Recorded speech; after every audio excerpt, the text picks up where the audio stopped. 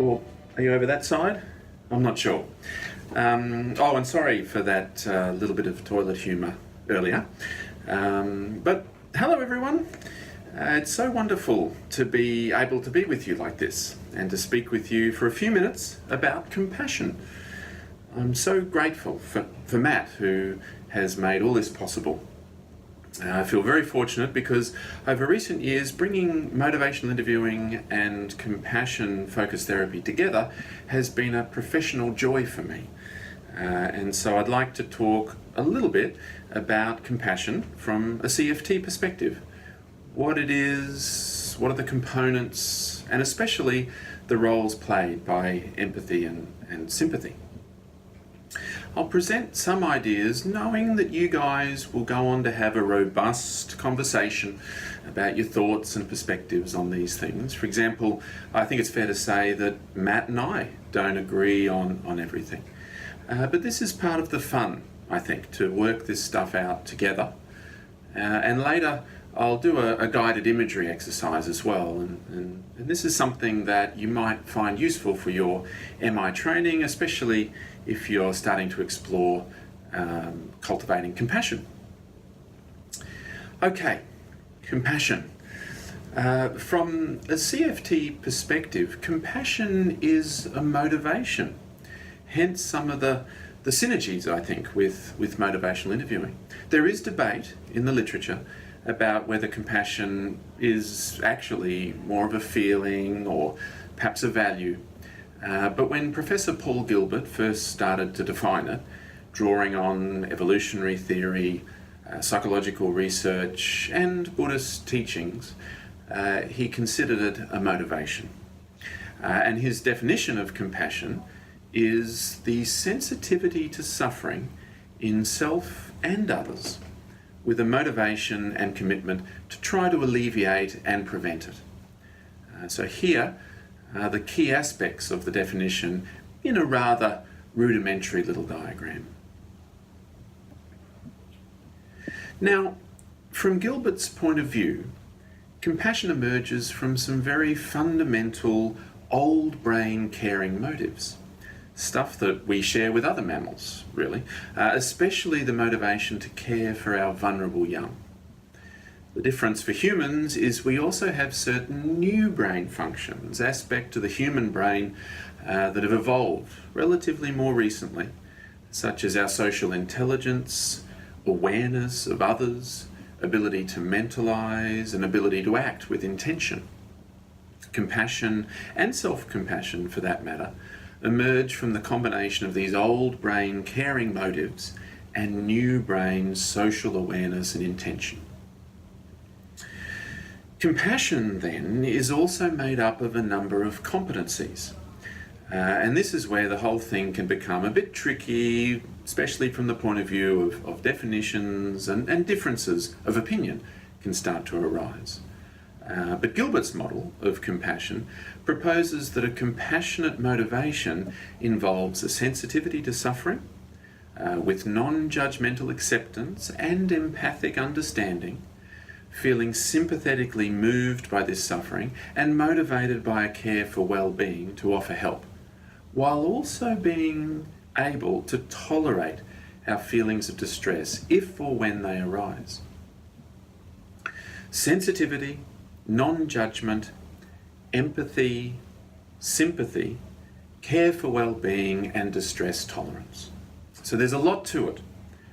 As you can see, empathy and sympathy are both considered compassion competencies. And it's these two that I'll focus on for a bit now. First, let's start with empathy. This is very familiar to all of us who practice MI, and in fact, many psychotherapists and other health-related practitioners have a general understanding of empathy.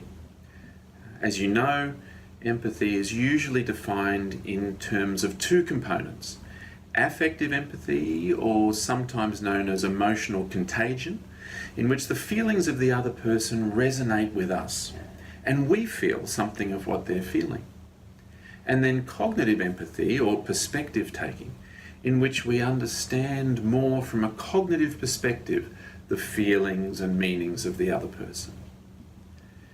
Empathy as a competency can be used in lots of different ways. Psychopaths, for example, have been shown to be quite good at empathy.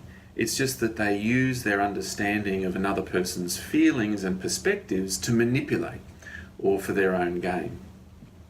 Imagine how much easier it is to torture someone when you have that empathy for them and thereby know what will cause them the most pain. After all, this is why Batman wears a mask, because he knows that if criminals knew who he was and knew him, they would be able to work out what would really hurt him. Obviously, when we're talking about empathy and MI, or as a component of compassion, then it is connected with a caring motive. However, empathy alone might not be as helpful as empathy in combination with the other competencies of compassion. Empathy might not enhance a motivation to be helpful, which brings us to sympathy. To my way of thinking, sympathy has been given a bit of a bad rap. Just think of the popular Brené Brown animated video that depicts sympathy as a kind of almost sarcastic pitying. And I think we can be more nuanced than that and move away from a categorical view that empathy is good and sympathy is bad. To me, empathy is, oh, and sympathy is simply, oh. Just think of how we sometimes like a sympathetic ear. So in CFT, sympathy involves being emotionally moved by the feelings that the other faces. In a sense, sympathy is a feeling of our own in response to the feelings of the other. For example, perhaps our client is in a rage about something that happened at work, and our empathy allows us to understand and resonate with that rage, and perhaps also the vulnerability and fear that lies behind that rage. Our sympathy, on the other hand, might involve our own feeling of sorrow for the person and all that they're going through. They're suffering as a result of all these many and very difficult emotions. So in the context of compassion more broadly, sympathy is thought to help motivate us to approach and address suffering, to take action. It can be seen as an emotional bridge from empathy to action.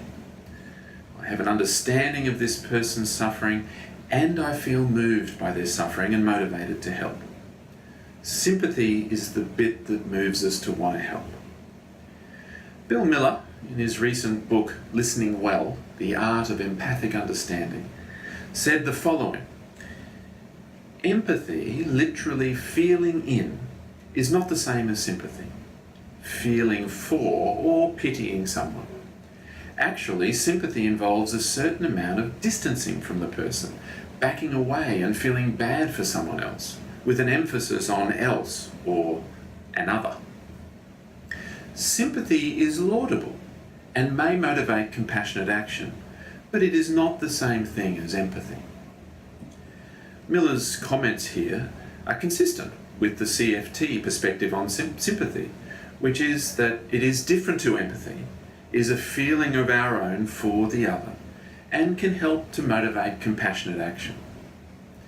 However, it is certainly important that our sympathy for the other person not be held so strongly that it gets in the way of helping. When our sympathy turns into sympathetic or personal distress, then that motivates us away from or to avoid the person and their suffering, and instead find ways to alleviate our own distress. In a sense, this reflects that sympathy is also a competency of compassion that can be learned, considered, practiced and honed.